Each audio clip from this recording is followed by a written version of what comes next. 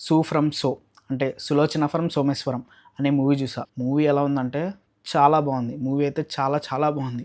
Simple story, rural బ్యాక్‌డ్రాప్‌లో multiple లేయర్స్‌తో ఎక్సలెంట్‌గా తీశారనమాట.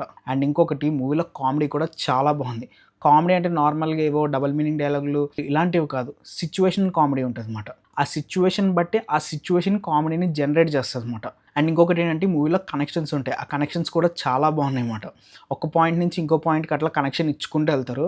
లాస్ట్‌కి ఒక సర్కిల్ లాంటిది ఫార్మ్ చేస్తారనమాట. అంటే ఎక్కడ స్టార్ట్ అయిందో అక్కడే ఎండ్ అయ్యేలాగా పెడతారు. ఈ మూవీ చూస్తే మీకు అర్థమవుతది ఎందుకు ఇలా చెప్పానని. ప్లాట్ ఏంటంటే స్టార్టింగ్‌లో మనకి ఒక ఊరిని చూపిస్తారు.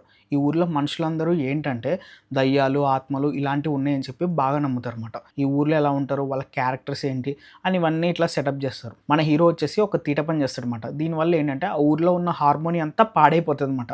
అందరూ జనాలకి మనోడు అటెన్షన్ అయిపోతాడు. యాక్చువల్‌గా ఒక సిట్యుయేషన్ నుంచి తప్పించుకోవాలనుకుంటాడు. కానీ దీంట్లో బాగా కూరుకుపోతాడనమాట మనోడు. సో, ఈ సిట్యుయేషన్ నుంచి మనోడు బయటకొచ్చాడా లేదా అన్నది స్టోరీ అంతే. చాలా సింపుల్ ప్లాట్.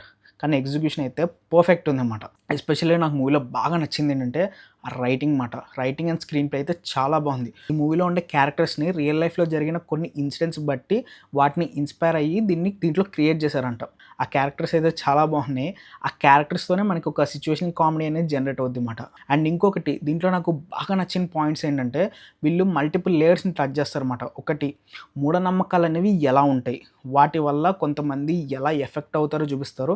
అండ్ ఇంకొకటి ఆ మూఢనమ్మకాల వల్ల కొంతమంది జీవితాలు బాగుపడతాయి కూడా. ఇప్పటికి కూడా కొన్ని పల్లెటూరులో ఇలాగే బిలీవ్ చేస్తూ ఉంటారనమాట. ఎవరైనా ఒక పాయింట్‌ని దాన్ని స్ట్రాంగ్‌గా పట్టుకున్నారనుకో దాని వెనకాల నిజ నిజాలనేవి తెలుసుకోకుండా అందరూ గుడ్డిగా దాన్ని ఫాలో అవుతారనమాట.